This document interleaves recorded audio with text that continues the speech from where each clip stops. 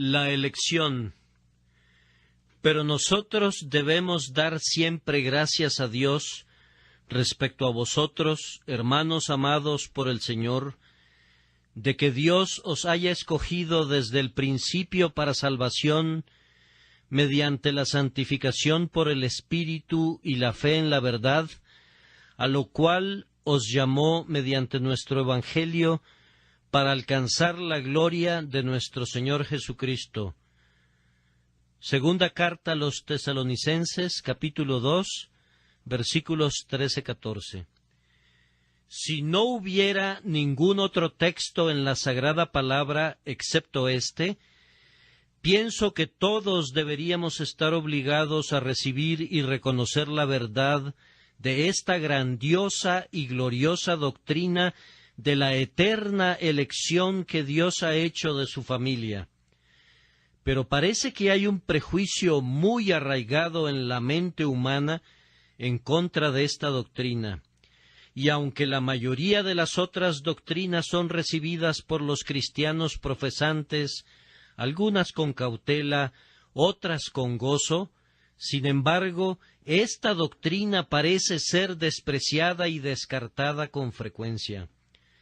En muchos de nuestros púlpitos se consideraría gran pecado y alta traición predicar un sermón sobre la elección, porque no podrían convertir su sermón en lo que ellos llaman un discurso práctico. Creo que ellos se han apartado de la verdad en este asunto. Cualquier cosa que Dios ha revelado, la ha revelado con un propósito. No hay absolutamente nada en la Escritura que no se pueda convertir, bajo la influencia del Espíritu de Dios, en un discurso práctico, pues toda la Escritura es inspirada por Dios y útil para algún propósito de provecho espiritual. Es verdad que no se puede convertir en un discurso sobre libre albedrío, eso lo sabemos muy bien, pero sí se puede convertir en un discurso sobre la gracia inmerecida, y el tema de la gracia inmerecida es de resultados prácticos cuando las verdaderas doctrinas del amor inmutable de Dios son presentadas para que obren en los corazones de los santos y de los pecadores. Ahora, yo confío que hoy algunos de ustedes que se asustan con el simple sonido de esta palabra dirán: voy a escucharla con objetividad, voy a hacer a un lado mis prejuicios, voy a oír simplemente lo que este hombre tiene que decir. No cierren sus oídos ni digan de entrada: es doctrina muy elevada. ¿Quién te ha autorizado a que la llames muy alta o muy baja? ¿Por qué te quieres oponer a la doctrina de Dios? Recuerda lo que les ocurrió a los muchachos que se burlaban del profeta de Dios, exclamando: «¡Calvo, sube! ¡Calvo, sube!». No digas nada en contra de las doctrinas de Dios, para evitar que salga del bosque una fiera y te devore a ti también. Hay otras calamidades además del manifiesto juicio del cielo. Ten cuidado que no caigan sobre tu cabeza. Haz a un lado tus prejuicios, escucha con calma, escucha desapasionadamente, oye lo que dice la Escritura, y cuando recibas la verdad, si a Dios le place revelarla y manifestarla a tu alma, que no te dé vergüenza confesarla. Confesar que ayer estabas equivocado es solamente reconocer que hoy eres un poco más sabio, y en vez de que sea algo negativo para ti, da honor a tu juicio y demuestra que estás mejorando en el conocimiento de la verdad. Que no te dé vergüenza aprender y hacer a un lado tus viejas doctrinas y puntos de vista y adoptar eso que puedes ver de manera más clara en la palabra de Dios. Pero si no ves que esté aquí en la Biblia, sin importar lo que yo diga o a qué autoridades haga referencia, te suplico, por amor de tu alma, que rechaces lo que digo. Y si desde este púlpito alguna vez oyes cosas contrarias a la Sagrada Palabra, recuerda que la Biblia debe ser lo primero y el ministro de Dios debe estar sometido a ella. Nosotros no debemos estar por sobre la Biblia cuando predicamos, sino que debemos predicar con la Biblia sobre nuestras cabezas. Después de todo lo que hemos predicado, estamos muy conscientes que la montaña de la verdad es más alta de lo que nuestros ojos pueden discernir. Nubes y oscuridad rodean su cima y no podemos distinguir su pico más elevado. Sin embargo, vamos a tratar de predicar lo mejor que podamos.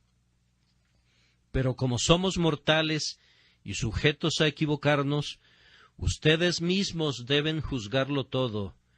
Probad los espíritus si son de Dios, y si estando de rodillas, reflexionando maduramente, ustedes son guiados a rechazar la elección, cosa que yo considero totalmente imposible, entonces deséchenla. No escuchen a quienes predican la elección, sino crean y confiesen aquello que ven que es la palabra de Dios. No puedo agregar nada más a manera de introducción.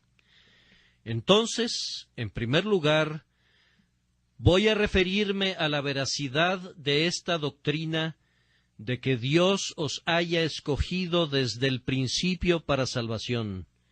En segundo lugar, voy a tratar de demostrar que esta elección es absoluta.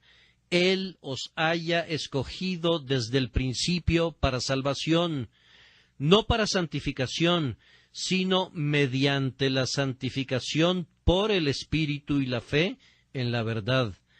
En tercer lugar, esta elección es eterna, porque el texto dice de que Dios os haya escogido desde el principio. En cuarto lugar, es personal, Él os haya escogido. Y luego vamos a reflexionar sobre los efectos de esta doctrina, ver lo que produce y finalmente, conforme a la capacidad que nos dé Dios, vamos a intentar considerar sus consecuencias y ver si, en efecto, es una doctrina terrible que conduce a una vida licenciosa. Tomaremos la flor y, como verdaderas abejas, vamos a comprobar si hay algo de miel allí, si algo bueno está contenido en ella, o si es un mal concentrado y sin mezcla. En primer lugar, debo demostrar que la doctrina es verdadera. Permítanme comenzar con un argumentum ad hominem, argumento al hombre. Voy a hablarles de acuerdo a sus diferentes posiciones y cargos. Algunos de ustedes pertenecen a la Iglesia de Inglaterra y me da gusto ver que hay muchos presentes hoy aquí. Aunque ciertamente digo de vez en cuando cosas muy duras acerca de la Iglesia y el Estado, sin embargo, yo amo a la vieja Iglesia, pues hay en esa denominación muchos ministros piadosos y santos eminentes. Ahora, yo sé que ustedes son grandes creyentes en lo que los artículos declaran como doctrina correcta. Les voy a dar una muestra de lo que los artículos afirman en lo relativo a la elección, de tal forma que si creen en los artículos, no pueden rechazar esta doctrina de la elección. Voy a leer un fragmento del artículo 17 que se refiere a la predestinación y a la elección. La predestinación para vida es el propósito eterno de Dios, por medio del cual, antes que los cimientos del mundo fueran puestos, Él ha decretado de manera permanente, por su consejo secreto para nosotros, liberar de la maldición y condenación a aquellas personas que Él ha elegido en Cristo de entre toda la humanidad y traerlos por medio de Cristo a la salvación eterna como vasos hechos para honra. de donde quienes han sido dotados con bendición tan excelente de Dios son llamados de acuerdo al propósito de Dios por su Espíritu que obra en el momento debido. Ellos obedecen el llamado por la gracia, son justificados gratuitamente, son hechos hijos de Dios por adopción, son conformados a la imagen del unigénito Hijo Jesucristo. Ellos caminan religiosamente en buenas obras y al final, por la misericordia de Dios, alcanzan la dicha eterna. Entonces, pienso que cualquier miembro de esa denominación, si en efecto es un creyente sincero y honesto en su madre iglesia, debe ser un pleno creyente de la elección. Es verdad que si ve otras partes del ritual anglicano, encontrará cosas contrarias a las doctrinas de la gracia inmerecida y totalmente ajenas a la enseñanza de la Escritura. Pero si mira a los artículos, no puede dejar de ver que Dios ha elegido a su pueblo para vida eterna. Sin embargo, no estoy tan perdidamente enamorado de ese libro como pueden estarlo ustedes, y solo he utilizado este artículo para demostrarles que si pertenecen a la Iglesia oficial de Inglaterra, no deberían objetar de ninguna manera esta doctrina de la predestinación. Otra autoridad humana por la cual puedo confirmar la doctrina de la elección es el antiguo credo de los valdenses.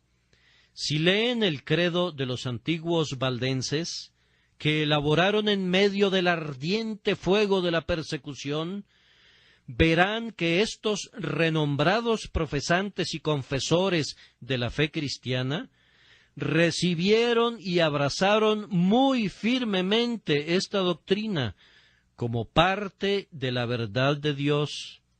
He copiado de un viejo libro uno de los artículos de su fe: que Dios salva de la corrupción y de la condenación a aquellos que Él ha elegido desde la fundación del mundo, no a causa de ninguna disposición, fe o santidad que Él hubiera previsto de antemano en ellos, sino por su pura misericordia en Cristo Jesús, su Hijo, dejando a un lado a todos los demás, según la irreprensible razón de su soberana voluntad y justicia. Entonces, no es una novedad lo que yo predico, no es una doctrina nueva. Me encanta proclamar estas viejas doctrinas poderosas que son llamadas con el sobrenombre de calvinismo, pero que son segura y ciertamente la verdad revelada de Dios en Cristo Jesús.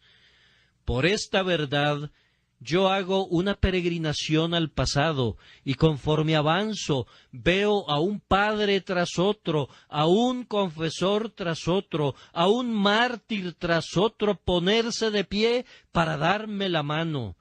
Si yo fuera un pelagiano o un creyente de la doctrina del libre albedrío, tendría que caminar por muchos siglos completamente solo.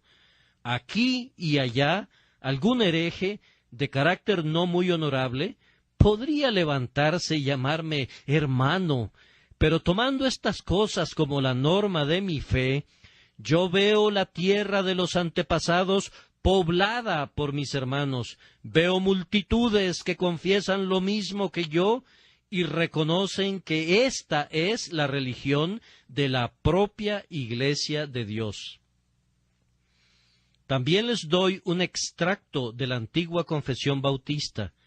Nosotros somos bautistas en esta congregación, por lo menos la mayoría de nosotros, y nos gusta ver lo que escribieron nuestros propios antecesores. Hace aproximadamente unos 200 años, los bautistas se reunieron y publicaron sus artículos de fe para poner un fin a ciertos reportes en contra de su ortodoxia que se habían difundido por el mundo. Voy a referirme ahora a este viejo libro que yo acabo de publicar y puedo leer lo siguiente. Artículo 3. Por el decreto de Dios, para manifestación de su gloria, algunos hombres y algunos ángeles son predestinados y preordenados para vida eterna por medio de Jesucristo, para alabanza de su gracia gloriosa. Otros son dejados para actuar en sus pecados, para su justa condenación, para alabanza de su justicia gloriosa. Estos hombres y estos ángeles que son así, predestinados y preordenados, son particularmente e inmutablemente designados, y su número es tan exacto y definido que no puede ser ni aumentado ni disminuido. Aquellas personas que están predestinadas para vida, Dios, desde antes de la fundación del mundo, de acuerdo a su eterno e inmutable propósito y al secreto consejo y buen agrado de su voluntad, los ha elegido en Cristo para gloria eterna, por su gracia inmerecida y amor, sin que haya ninguna cosa en la criatura, como una condición o causa que haya movido a Dios para esa elección. En lo que concierne a estas autoridades humanas, la verdad, no les doy mucha importancia. No me importa lo que digan, ya sea a favor o en contra de esta doctrina. Solamente me he referido a ellas como un tipo de confirmación de la fe de ustedes, para mostrarles que, a pesar de que me tachen de hereje y de hipercalvinista, tengo el respaldo de la antigüedad. Todo el pasado está de mi lado, el presente no me importa. Déjenme el pasado y tendré esperanza en el futuro. Si el presente me ataca, no me importa. Aunque un sinnúmero de iglesias aquí en Londres hayan olvidado las grandes y fundamentales doctrinas de Dios, no importa. Si tan solo un pequeño grupo de nosotros nos quedamos solos, manteniendo firmemente la soberanía de nuestro Dios, si nuestros enemigos nos atacan, ay, y aun nuestros propios hermanos, que debieran ser nuestros amigos y colaboradores, no importa. Basta con que podamos contar con el pasado, el noble ejército de mártires, el glorioso escuadrón de los confesores, son nuestros amigos. Los testigos de la verdad vienen a defendernos. Si ellos están de nuestro lado, no podremos decir que estamos solos, sino que podemos exclamar: y yo haré que queden en Israel 7,000 cuyas rodillas no se doblaron ante Baal. Pero lo mejor de todo es que Dios está con nosotros. La única gran verdad es siempre la Biblia, y únicamente la Biblia. Queridos oyentes, ustedes no creen en ningún otro libro que no sea la Biblia, ¿no es cierto? Si yo pudiera demostrar esto, basándome en todos los libros de la cristiandad, si yo pudiera recurrir a la biblioteca de Alejandría para comprobar su verdad, ¿no lo creerían más de lo que ustedes lo creen? Porque está en la palabra de Dios. He seleccionado unos cuantos textos para leerlos. Me gusta citar abundantemente los textos cuando temo que ustedes pueden desconfiar de una verdad, a fin de que estén lo suficientemente convencidos para que no haya lugar a dudas si es que en verdad no creen.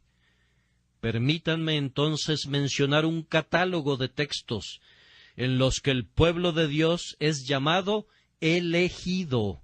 Naturalmente, si el pueblo es llamado elegido, debe haber una elección. Si Jesucristo y sus apóstoles estaban acostumbrados a describir a los creyentes por medio del título de elegidos, ciertamente debemos creer que lo eran, pues de lo contrario, el término no significa nada. Jesucristo dice: «Y si el Señor no hubiese acortado aquellos días, nadie sería salvo, mas por causa de los escogidos que Él escogió, acortó aquellos días. Porque se levantarán falsos cristos y falsos profetas, y harán señales y prodigios para engañar, si fuese posible, aun a los escogidos. Y entonces enviará sus ángeles y juntará a sus escogidos de los cuatro vientos, desde el extremo de la tierra hasta el extremo del cielo». Marcos capítulo 13, versículos 20, 22, 27. ¿Y acaso Dios no hará justicia a sus escogidos, que claman a Él día y noche? ¿Se tardará en responderles? Lucas 18, 7. Podríamos seleccionar muchos otros textos que contienen la palabra elegido, o escogido, o preordenado, o designado, o la frase mis ovejas, o alguna descripción similar, mostrando que el pueblo de Cristo es diferente del resto de la humanidad. Pero ustedes tienen sus concordancias, y no los voy a importunar con más textos. A través de las epístolas, los santos son constantemente llamados los elegidos. En su carta a los Colosenses, Pablo dice: «Vestíos, pues, como escogidos de Dios, santos y amados, de entrañable misericordia». Cuando le escribe a Tito, se llama a sí mismo Pablo, siervo de Dios y apóstol de Jesucristo, conforme a la fe de los escogidos. Pedro dice elegidos según la presencia de Dios Padre. Y si vamos a Juan, encontraremos que le gusta mucho esa palabra. Dice el anciano a la señora elegida, y habla de tu hermana la elegida. Y sabemos dónde está escrito la iglesia que está en Babilonia, elegida juntamente con vosotros. Ellos no se avergonzaban de esa palabra en aquellos días, no tenían miedo de hablar de ella.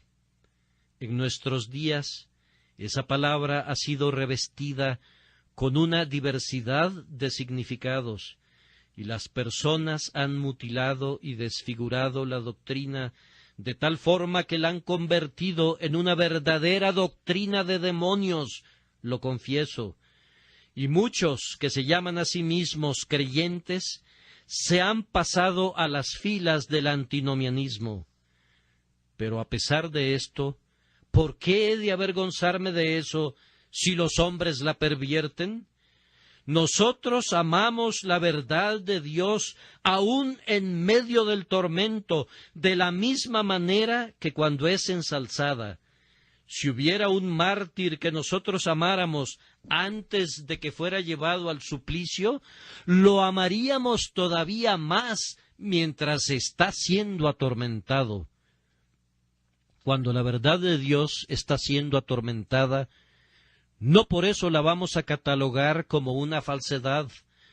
No nos gusta verla en el suplicio, pero la amamos aun cuando es martirizada, pues podemos discernir cuáles deberían haber sido sus justas proporciones si no hubiera sido atormentada y torturada por la crueldad e invenciones de los hombres. Si ustedes leen muchas de las epístolas de los padres de la antigüedad, encontrarán que siempre escriben al pueblo de Dios como elegido. Ciertamente el término conversacional común usado por los primitivos cristianos entre sí, en muchas de las iglesias, era el de elegido. A menudo usaban el término para llamarse entre sí, mostrando que era una creencia general que todo el pueblo de Dios era manifiestamente elegido. Ahora, vamos a unos textos que prueban positivamente esta doctrina.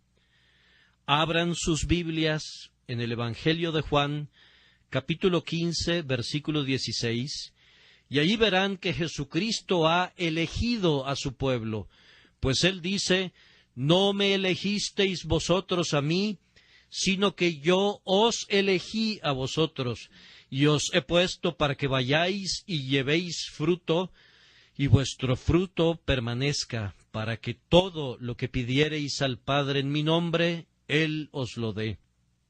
Y luego, en el versículo 19, «Si fuerais del mundo, el mundo amaría lo suyo, pero porque no sois del mundo, antes yo os elegí del mundo, por eso el mundo os aborrece».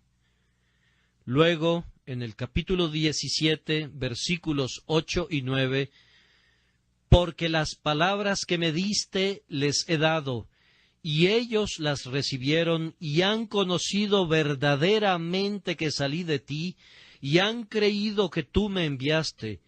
Yo ruego por ellos, no ruego por el mundo, sino por los que me diste, porque tuyos son». Leemos en Hechos 13, versículo 48, «Los gentiles, oyendo esto, se regocijaban y glorificaban la palabra del Señor, y creyeron todos los que estaban ordenados para vida eterna». Pueden intentar retorcer este versículo, pero dice ordenados para vida eterna, tan claramente que no cabe ninguna duda en su interpretación. Y nos tienen sin cuidado los diferentes comentarios que se hacen sobre él. Creo que casi no es necesario que les recuerde el capítulo 8 de Romanos, pues confío que ustedes conocen muy bien ese capítulo y lo entienden. En el versículo 29 y siguientes dice: «Porque a los que antes conoció, también los predestinó para que fuesen hechos conformes a la imagen de su Hijo, para que Él sea el primogénito entre muchos hermanos. Y a los que predestinó, a estos también llamó, y a los que llamó, a estos también justificó, y a los que justificó, a estos también glorificó». ¿Qué pues diremos a esto? Si Dios es por nosotros, ¿quién contra nosotros? El que no escatimó ni a su propio Hijo, sino que lo entregó a todos nosotros, ¿cómo no nos dará también con él todas las cosas? ¿Quién acusará a los escogidos de Dios? Tampoco sería necesario leer todo el capítulo 9 de Romanos. En tanto que ese capítulo permanezca en la Biblia, ningún hombre será capaz de probar el arminianismo. Mientras eso esté escrito allí, ni las más violentas contorsiones de esos textos podrán exterminar de la Escritura la doctrina de la elección. Leamos algunos versículos como estos. «Pues no habían aún nacido, ni habían hecho aún ni bien ni mal, para que el propósito de Dios conforme a la elección permaneciese, no por las obras, sino por el que llama, se le dijo, el mayor servirá al menor». Luego pasemos al versículo 22. «¿Y qué si Dios, queriendo mostrar su ira y hacer notorio su poder, soportó con mucha paciencia los vasos de ira preparados para destrucción y para hacer notorias las riquezas de su gloria, las mostró para con los vasos de misericordia que Él preparó de antemano para gloria?» Luego pasemos a Romanos capítulo 11, versículo 7. «¿Qué pues? Lo que buscaba Israel no lo ha alcanzado, pero los escogidos sí lo han alcanzado, y los demás fueron endurecidos». Y en el versículo 5 del mismo capítulo leemos: así también aún en este tiempo ha quedado un remanente escogido por gracia. Sin duda, todos ustedes recuerdan el pasaje de Primera de Corintios, capítulo 1, 26 al 29.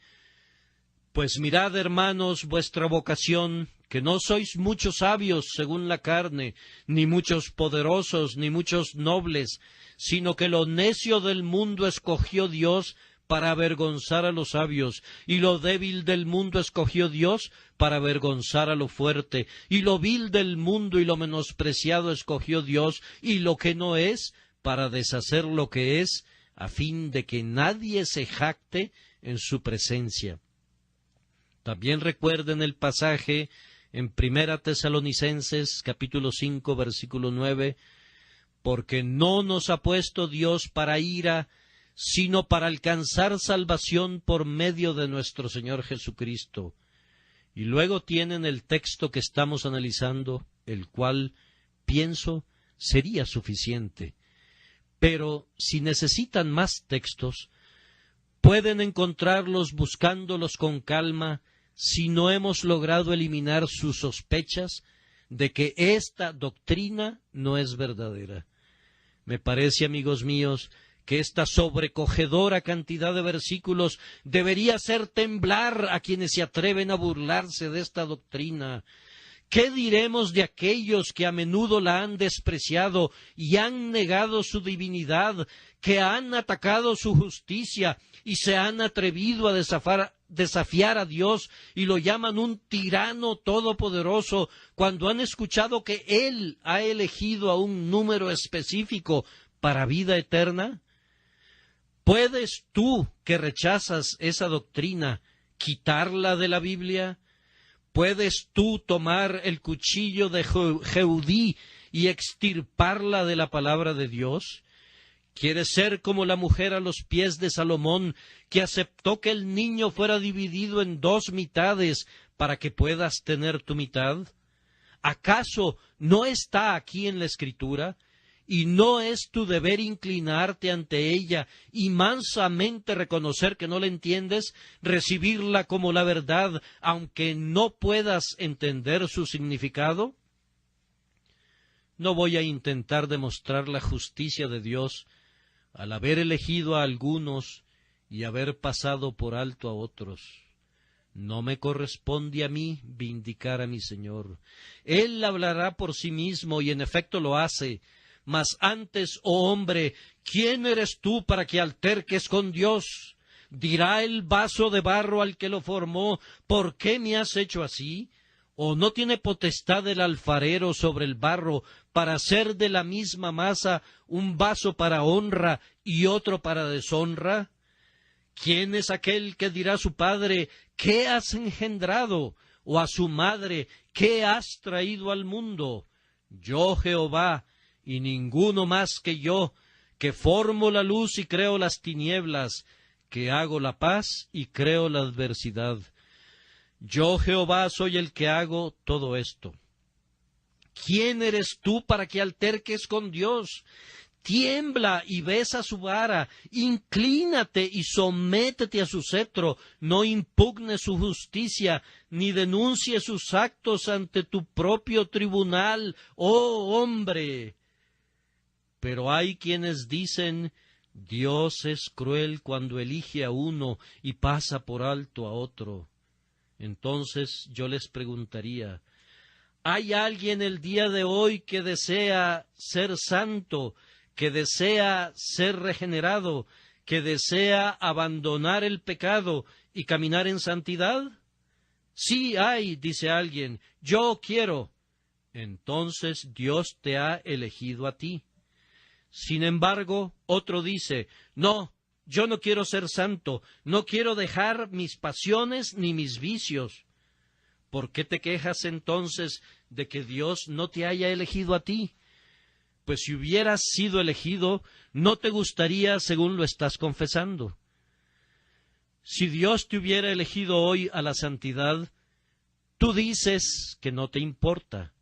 ¿Acaso no estás reconociendo que prefieres la borrachera a la sobriedad, la deshonestidad a la honestidad?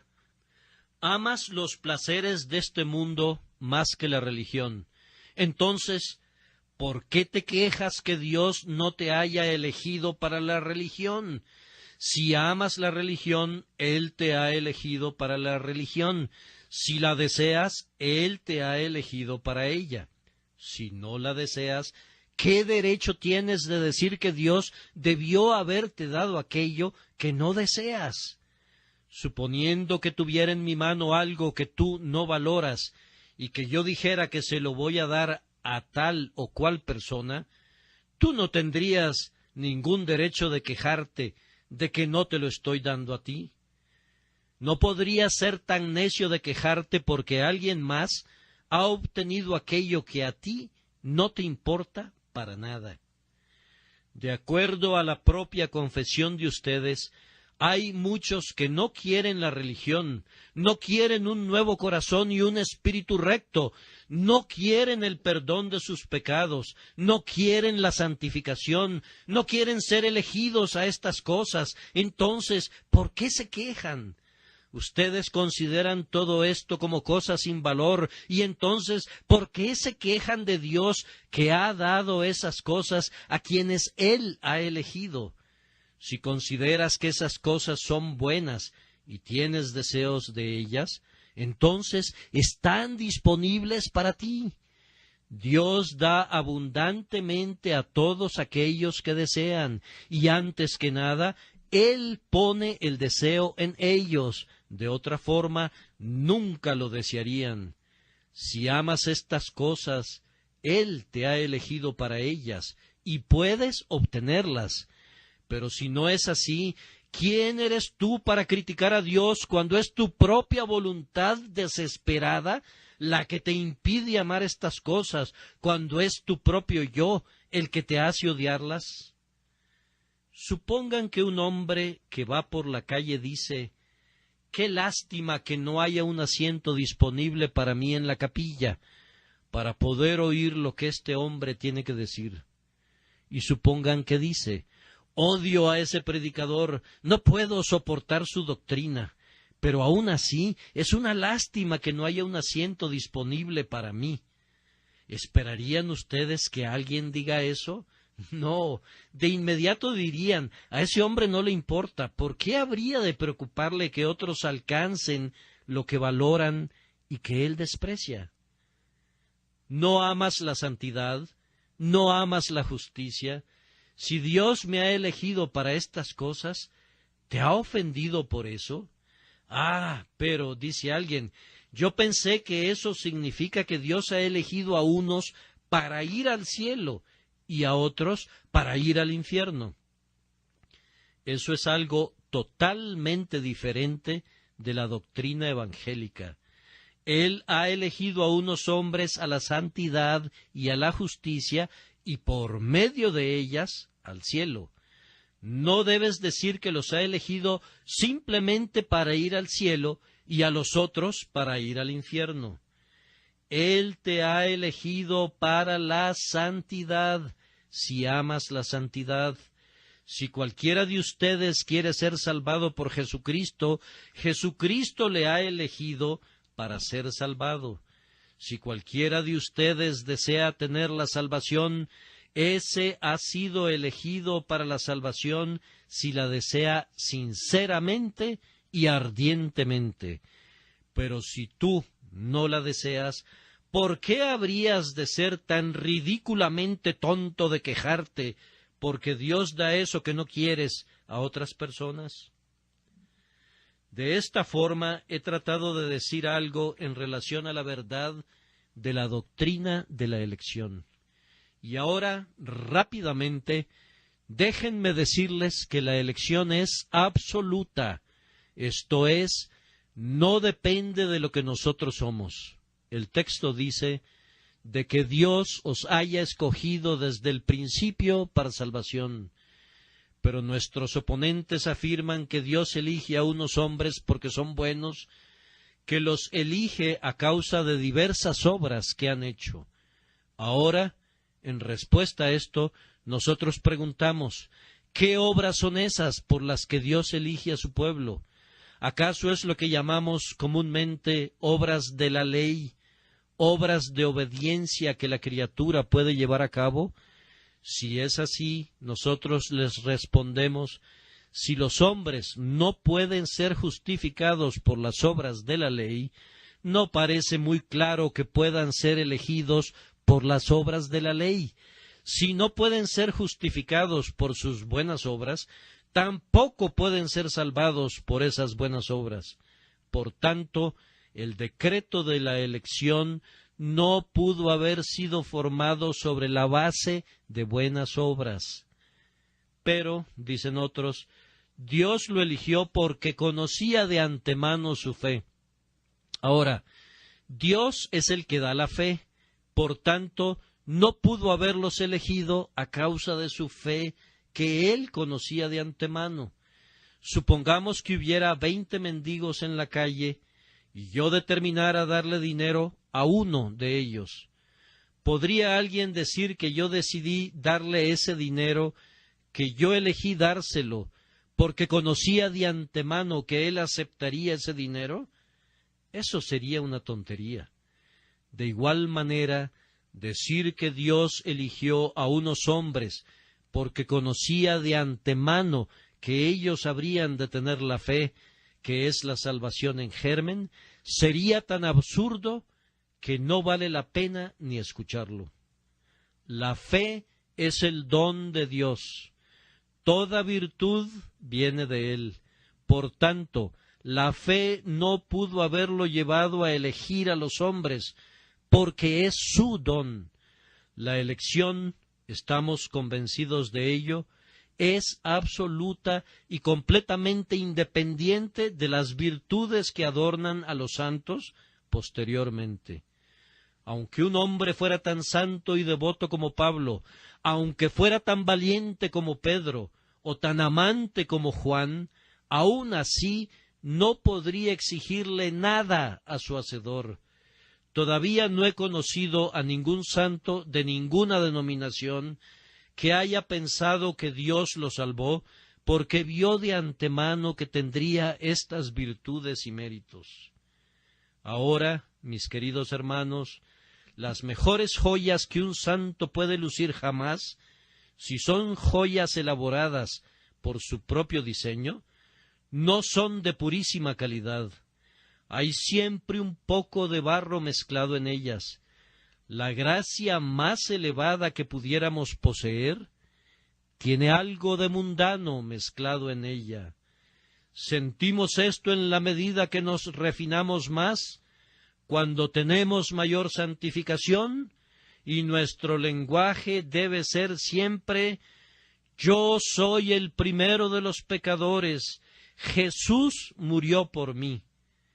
Nuestra única esperanza, nuestro único argumento, pende de la gracia manifestada en la persona de Jesucristo, y tengo la certeza que debemos rechazar y desechar completamente cualquier pensamiento que nuestras virtudes, que son dones de nuestro Señor, sembradas por su diestra, pudieran ser la causa de su amor, y debemos cantar en todo momento: ¿qué había en nosotros que mereciera la estima o que produjera deleite en el Creador? Fue únicamente Padre, y siempre debemos cantar: porque pareció bueno a tus ojos. Tendré misericordia del que tendré misericordia. Él salva porque quiere salvar. Y si me preguntaran por qué me ha salvado a mí, solo puedo decir: porque Él quiso hacerlo. ¿Acaso había algo en mí que me pudiera recomendar ante Dios? No, hago a un lado todo. No había nada recomendable en mí, Cuando Dios me salvó, yo era el más bajo, perdido y arruinado de la raza. Estaba ante Él como un bebé desnudo, bañado en mi propia sangre. Verdaderamente yo era impotente para ayudarme a mí mismo. ¡Oh, cuán miserable me sentía y me reconocía! Si ustedes tenían algo que los hiciera aceptables a Dios, yo nunca lo tuve. Yo estaré contento de ser salvo por gracia, por pura gracia, sin ninguna otra mezcla. Yo no puedo presumir de ningún mérito. Si tú puedes hacerlo muy bien, yo no puedo. Yo debo cantar gracia inmerecida únicamente de principio a fin. Ha ganado mi afecto y mantenido mi alma muy firme. En tercer lugar, esta elección es eterna, de que Dios os haya escogido desde el principio para salvación. ¿Puede decirme alguien cuándo fue el principio? Hace años creíamos que el principio de este mundo fue cuando Adán fue creado, pero hemos descubierto que miles de años antes de eso, Dios estaba preparando la materia caótica para hacerla una adecuada morada para el hombre, poniendo razas de criaturas sobre la tierra que murieron y dejaron tras sí las marcas de su obra y su maravillosa habilidad antes de crear al hombre. Pero eso no fue el principio, pues la revelación apunta a un período cuando este mundo fue formado, a los días cuando las estrellas matutinas fueron engendradas, cuando como gotas de rocío con los dedos de la mañana, las estrellas y las constelaciones cayeron goteando de la mano de Dios, cuando de sus propios labios salió la palabra que puso en marcha a las pesadas órbitas, cuando con su propia mano envió los cometas, que como rayos vagaron por el cielo hasta encontrar un día su propia esfera. Regresaremos a esas edades remotas cuando los mundos fueron hechos y los sistemas formados, pero ni siquiera nos hemos acercado al principio todavía. Hasta que no hayamos ido al tiempo cuando todo el universo dormía en la mente de Dios y no había nacido todavía, hasta que entremos en la eternidad donde Dios el Creador vivía solo y todas las cosas dormían dentro de Él. Toda la creación descansaba en su omnipotente pensamiento gigantesco. No habremos todavía adivinado el principio. Podemos caminar hacia atrás y atrás y atrás a lo largo de todas las edades. Podemos volver, si se nos permite usar esas extrañas palabras, a lo largo de eternidades enteras y, sin embargo, nunca llegar al principio. Nuestras alas se podrían cansar, nuestra imaginación se podría extinguir, y aunque pudiera superar al rayo que brilla majestuosamente con poder y velocidad, pronto se cansaría, mucho antes de poder alcanzar el principio. Pero Dios eligió a su pueblo desde el principio, cuando el intocado éter no había sido sacudido por el aleteo del primer ángel, cuando el espacio no tenía orillas, o más aún cuando no existía, cuando reinaba el silencio universal y ni una sola voz ni ningún susurro turbaba la solemnidad del silencio, cuando no había ningún ser, ni movimiento, ni tiempo, ni nada, sino solo Dios, solo en su eternidad, cuando no se escuchaba el himno de ningún ángel y no se tenía la asistencia de los querubines, mucho antes que nacieran los seres vivientes o que las ruedas de la carroza de Jehová fueran formadas, aún antes, en el principio era el Verbo, y en el principio el pueblo de Dios era uno con el Verbo, y en el principio Él los escogió para vida eterna. Entonces nuestra elección es eterna. No me voy a detener para demostrar esto. Solamente paso por estos pensamientos de manera rápida para beneficio de los jóvenes principiantes, para que puedan entender lo que queremos decir por elección eterna y absoluta. A continuación, La elección es personal. Aquí también nuestros oponentes han intentado derribar la elección diciéndonos que es una elección de naciones y no de personas.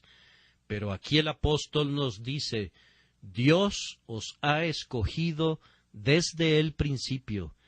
Decir que Dios no ha elegido a personas, sino a naciones, es la tergiversación más miserable que se haya hecho sobre la tierra, pues la mismísima objeción que se presenta en contra de la elección de personas se puede presentar en contra de la elección de una nación. Si no fuera justo elegir a una persona, sería todavía más injusto elegir a una nación, puesto que las naciones no son sino la unión de multitudes de personas, y elegir a una nación parecería todavía un crimen mayor y gigantesco, si la elección fuera un crimen, que elegir a una persona. Ciertamente elegir a 10,000 sería considerado algo peor que elegir a uno. Distinguir a toda una nación del resto de la humanidad parece una mayor extravagancia en los actos de la divina soberanía que elegir a un pobre mortal y pasar por alto a otro. Pero, ¿qué son las naciones sino hombres? ¿Qué son los pueblos enteros sino combinaciones de diferentes unidades? Una nación está constituida por ese individuo, y por ese otro, y por aquel otro. Y si me dices que Dios eligió a los judíos, yo respondo entonces que Él eligió a este judío, y a ese judío, y a aquel judío. Y si tú dices que Él elige a Inglaterra, entonces yo digo que Él elige a este hombre inglés, y a ese hombre inglés, y a aquel hombre inglés. Así que, después de todo, se trata de la misma cosa. Entonces, la elección es personal. Así debe ser. Cualquiera que lea este texto y otros textos similares, verá que la Escritura continuamente habla del pueblo de Dios, considerando a cada individuo, y habla de todos ellos como siendo los sujetos especiales de la elección. Hijos somos de Dios por la elección, los que creemos en Jesucristo, por un designio eterno, gracia soberana recibimos aquí. Sabemos que es una elección personal. El otro pensamiento es, pues mi tiempo vuela rápidamente y me impide detenerme sobre estos puntos, que la elección produce buenos resultados, de que Dios os haya escogido desde el principio para salvación, mediante la santificación por el Espíritu y la fe en la verdad. ¿Cuántos hombres confunden completamente la doctrina de la elección? ¿Y cómo hierve mi alma cuando recuerdo los terribles males que se han acumulado por la perversión y el rechazo de esa gloriosa porción de la verdad gloriosa de Dios? ¿Cuántos no hay por allí que se han dicho a sí mismos: yo soy un elegido, y se han sentado perezosamente, y peor aún han dicho: yo soy el elegido de Dios, y con ambas manos han hecho la maldad? Rápidamente han corrido a todo tipo de inmundicia, porque han dicho: yo soy el escogido de Dios, y por tanto, independientemente de mis obras, puedo vivir como se me dé la gana y hacer lo que yo quiera. Oh, amados, permítanme solemnemente advertir a cada uno de ustedes que no lleven esa verdad muy lejos, o más bien, que no conviertan esa verdad en un error, pues no la podemos estirar mucho. Podemos pasar por sobre los límites de la verdad. Podemos convertir eso que tenía la intención de ser dulce para nuestro consuelo en una terrible mezcolanza para nuestra destrucción. Les digo que ha habido miles de personas que han ido a la ruina por entender de manera equivocada la elección, que han dicho: Dios me ha elegido para el cielo y para la vida eterna. pero a ellos se les ha olvidado que está escrito que Dios los ha elegido mediante la santificación por el Espíritu y la fe en la verdad. Esta es la elección de Dios, una elección para santificación y para fe. Dios elige a su pueblo para que sea santo y para que sea un pueblo de creyentes. ¿Cuántos de mis oyentes son creyentes? ¿Cuántos miembros de mi congregación pueden poner su mano en el corazón y decir: yo confío en Dios que he sido santificado? ¿Hay alguien entre ustedes que pueda decir: yo soy un elegido, mientras yo pueda recordarle cómo blasfemó la semana pasada? Uno de ustedes dice: yo confío ser uno de los elegidos, pero yo le recuerdo acerca de un acto de depravación cometido dentro de los últimos 6 días. Alguien más dice: yo soy un elegido, pero yo puedo mirarle a la cara y decirle: elegido, tú no eres más que un maldito hipócrita. Otros dirán: yo soy elegido, pero yo puedo recordarles que ellos se olvidan del propiciatorio y no oran. Oh, amados hermanos, nunca piensen que son elegidos a menos que sean santos. Pueden venir a Cristo como pecadores, pero no pueden venir a Cristo como personas elegidas mientras no puedan ver su santidad. No malinterpreten lo que estoy diciendo. No digan: yo soy un elegido, pensando que pueden vivir en pecado. Eso es imposible. Los elegidos de Dios son santos. No son puros, no son perfectos, no son sin mancha, pero tomando su vida en su conjunto, son personas santas, son marcados y son distintos de los demás, y ninguna persona tiene el derecho de considerarse elegido excepto en su santidad. Puede ser elegido y estar todavía en las tinieblas, pero no tiene derecho de creerse elegido. Nadie puede verlo, no hay ninguna evidencia. Puede ser que el hombre viva algún día, pero por lo pronto está muerto. Si ustedes caminan en el temor de Dios, tratando de agradarlo y obedeciendo sus mandamientos, no tengan la menor duda que el nombre de ustedes está escrito en el libro de la vida del Cordero desde antes de la fundación del mundo. Y para que esto no resulte muy elevado para ti, considera la otra señal de la elección, que es la fe, creer la verdad. Quien quiera que crea la verdad de Dios y crea en Jesucristo es un elegido. Con frecuencia me encuentro con pobres almas que tiemblan y se preocupan en relación a este pensamiento. ¿Cómo? ¿Y si yo no soy un elegido? Oh Señor, dicen ellos, yo sé que he puesto mi confianza en Jesús, sé que creo en su nombre y confío en su sangre, pero ¿y si a pesar de eso no soy un elegido? Pobre criatura querida, no sabes mucho acerca del Evangelio, pues de lo contrario jamás hablarías así, pues todo aquel que cree es elegido. Quienes son elegidos para santificación y fe. Y si tú tienes fe, tú eres uno de los elegidos de Dios. Puedes saberlo y debes saberlo, pues es una certeza absoluta.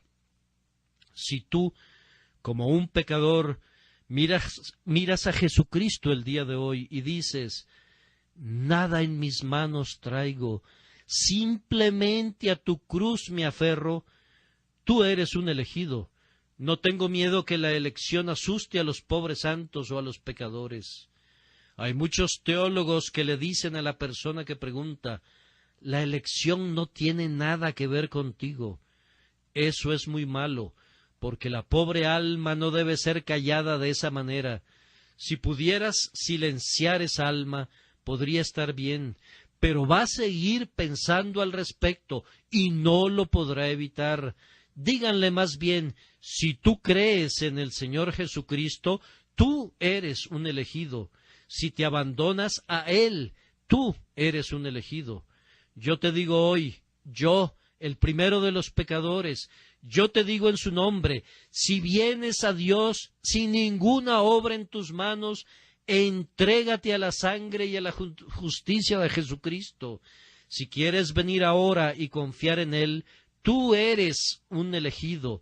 Has sido amado por Dios desde antes de la fundación del mundo, pues no podrías haber hecho eso a menos que Dios no te hubiera dado el poder de hacerlo y no te hubiera elegido para que lo hicieras. Ahora, pues, eres salvo y estás seguro si solo vienes y te entregas a Jesucristo y deseas ser salvo y ser amado por Él. Pero no pienses de ninguna manera que algún hombre puede ser salvo sin fe y sin santidad. No piensen, queridos oyentes, que algún decreto promulgado en las oscuras edades de la eternidad va a salvar sus almas a menos que crean en Cristo. No se queden allí tranquilos imaginando que ustedes van a ser salvos sin fe y sin santidad. Esa es la herejía más abominable y maldita que ha llevado a la ruina a miles de personas. No utilicen la elección como una almohada sobre la que pueden recostarse y dormir, pues eso los llevará a la ruina. Dios no lo quiera que yo les prepare almohadas muy confortables para que ustedes puedan descansar cómodamente en sus pecados. Pecador, no hay nada en la Biblia que pueda atenuar tus pecados, pero si estás condenado, oh hombre, si estás perdida, oh mujer, tú no vas a encontrar en esta Biblia ni una gota que refresque tu lengua, ni una doctrina que disminuya tu culpa. Tu condenación será enteramente por tu culpa y tu pecado será merecidamente recompensado porque tú crees que no estás condenado. Pero vosotros no creéis porque no sois de mis ovejas y no queréis venir a mí para que tengáis vida. No se imaginen que la elección excusa el pecado. No sueñen con eso, ni se arrullen en la dulce complacencia del pensamiento de su irresponsabilidad. Ustedes son responsables. Debemos proclamar ambas cosas. Debemos aceptar la soberanía divina y debemos reconocer la responsabilidad humana. Debemos aceptar la elección, pero debemos hablar a sus corazones. Debemos proclamar la verdad de Dios ante ustedes. Debemos hablarles a ustedes y recordarles esto, que si bien es cierto que está escrito, en mí está tu ayuda, también está escrito, te perdiste, oh Israel. Ahora, finalmente, ¿cuáles son las verdaderas y legítimas tendencias de un correcto concepto de la doctrina de la elección? Primero, les diré cómo moverá a los santos la doctrina de la elección bajo la bendición de Dios, y en segundo lugar, ¿qué hará por los pecadores si Dios bendice esa doctrina a favor de ellos? Primero, yo pienso que para un santo es una de las doctrinas más despojadoras de todo el mundo, para quitar toda la confianza en la carne y toda seguridad en cualquier otra cosa excepto en Jesucristo. Cuán a menudo nos envolvemos en nuestra justicia propia y nos adornamos con las falsas perlas y las piedras preciosas de nuestras propias obras y logros. Comenzamos a decir, ahora voy a ser salvo, porque poseo esta evidencia y la otra. En vez de eso, solamente la fe desnuda salva. Esa fe, y únicamente ella, nos une al Cordero sin tomar en cuenta las obras, aunque la fe produce obras. Cuán a menudo nos recargamos en alguna obra que no es la de nuestro amado, y confiamos en algún poder que no es el poder que viene de lo alto. Entonces, si queremos despojarnos de este falso poder, debemos considerar la elección. Haz una pausa, alma mía, y considera esto. Dios te ha amado antes de que tuvieras un ser. Dios te amó cuando estabas muerto en tus delitos y pecados, y envió a su Hijo para que muriera por ti. Él te compró con su preciosa sangre antes de que pudieras balbucear su nombre. ¿Acaso, entonces, puedes estar orgulloso? Repito, no conozco nada que sea más humillante para nosotros que esta doctrina de la elección.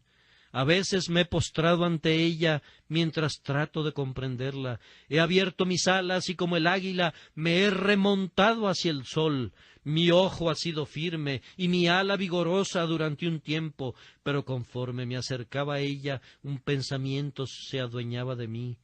Dios os ha escogido desde el principio para salvación. Y me he perdido en su resplandor, he sentido vértigo ante ese poderoso pensamiento, y de esa altura que marea se ha desplomado mi alma, postrada y quebrantada, balbuciendo: Señor, yo no soy nada, soy menos que nada. ¿Por qué yo? ¿Por qué yo? Queridos amigos, si quieren ser humillados, estudien la elección, pues los hará humildes bajo la influencia del Espíritu de Dios. Aquel que está orgulloso de su elección no es un elegido, y aquel que es humillado por ella puede creer que es elegido.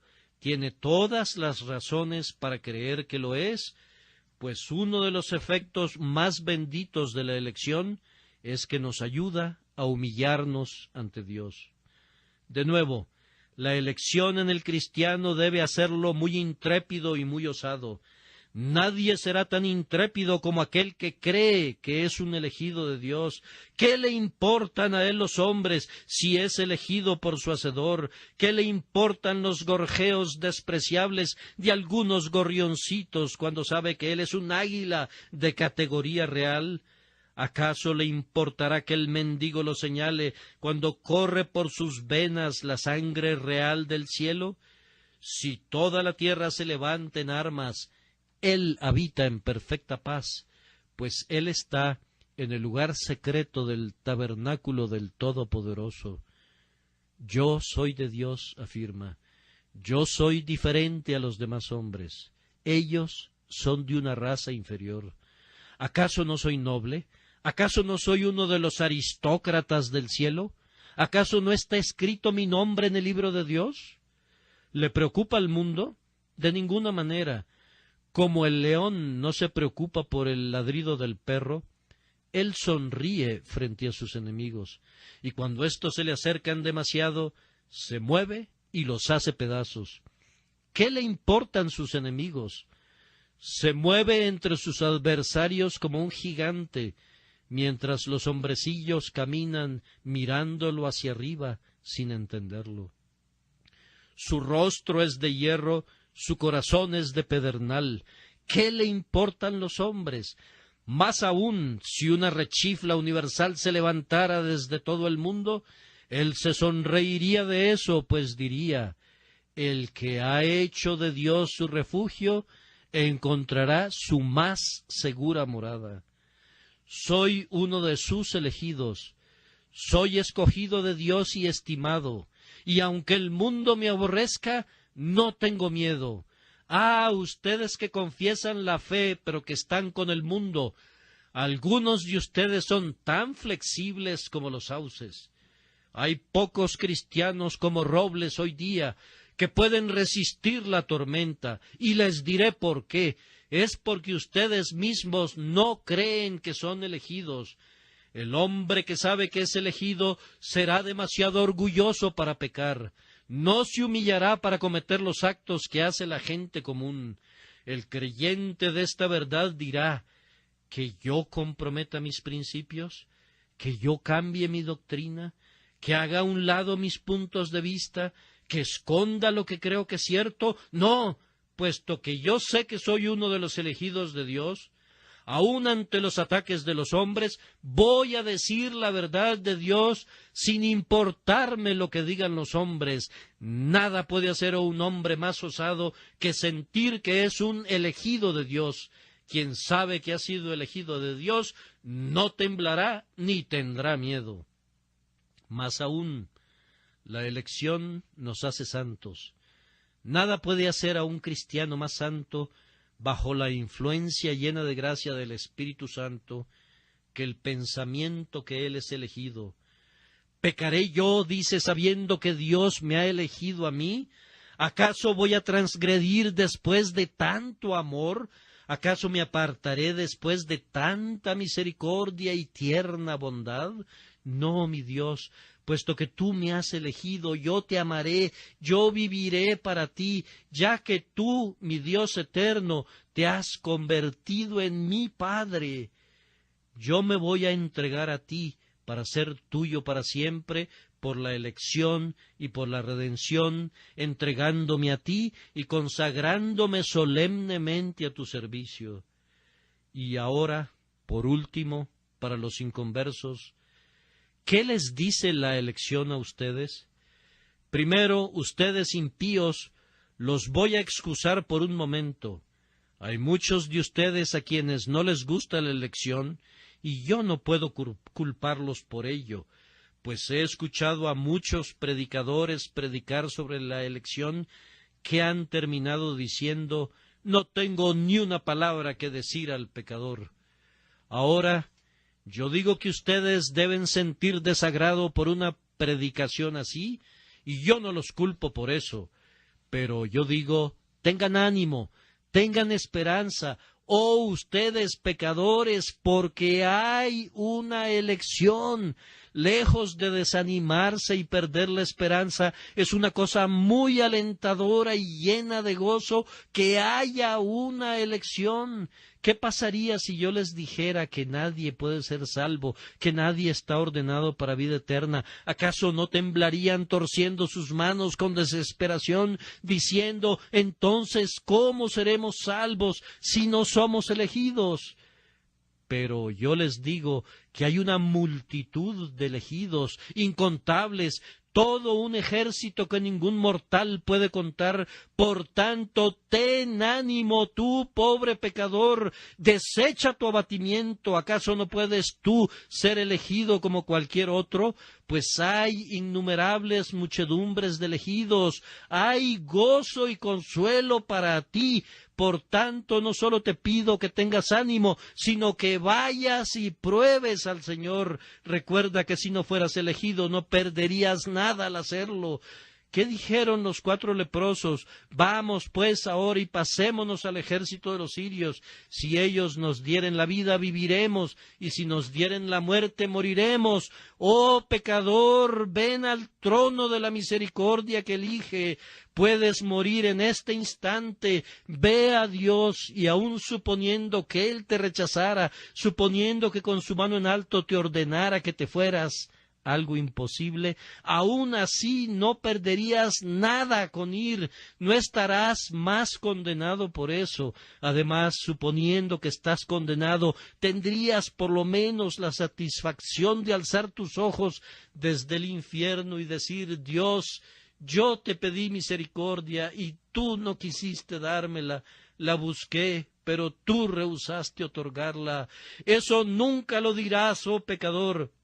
Si tú vinieras a Él y le pidieras, tú vas a recibir lo que pides, porque nunca ha rechazado a nadie. Pero aunque hay un número definido de elegidos, sin embargo, es cierto que todos los que buscan pertenecen a ese número. Debes ir y buscar, y si sucede que tú resultes ser el primero en ir al infierno, diles a los demonios que pereciste de esa manera, diles a los diablos que tú eres uno rechazado después de haber venido como un pecador culpable a Jesús. Te digo que eso deshonraría al Eterno, con todo respeto a su nombre, y Él no permitiría que tal cosa sucediera. Él es muy celoso de su honor y no podría permitir que un pecador dijera algo como eso. Pero, pobre alma, no basta con que pienses así, que no vas a perder nada si vienes. Hay todavía un pensamiento más. ¿Amas la elección el día de hoy? ¿Estás dispuesto a admitir su justicia? Dices, siento que estoy perdido, lo merezco. Si mi hermano es salvo, yo no puedo murmurar al respecto. Si Dios me destruye, lo merezco. Pero si Él salva a la persona que está sentada junto a mí, Él tiene todo el derecho de hacer lo que le plazca con lo suyo, y yo no he perdido nada por eso. ¿Puedes decir eso con toda honestidad desde lo profundo de tu corazón? Si es así, entonces la doctrina de la elección ha tenido su efecto correcto en tu espíritu y tú no estás lejos del reino de Dios.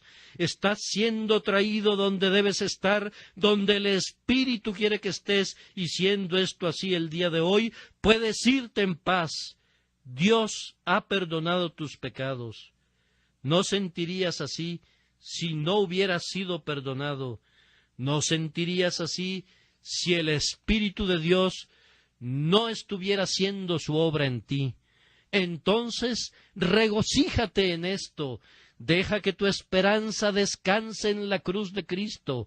No pienses en la elección, sino en Jesucristo. Descansa en Jesús. Jesús al inicio, en todo momento y por toda la eternidad.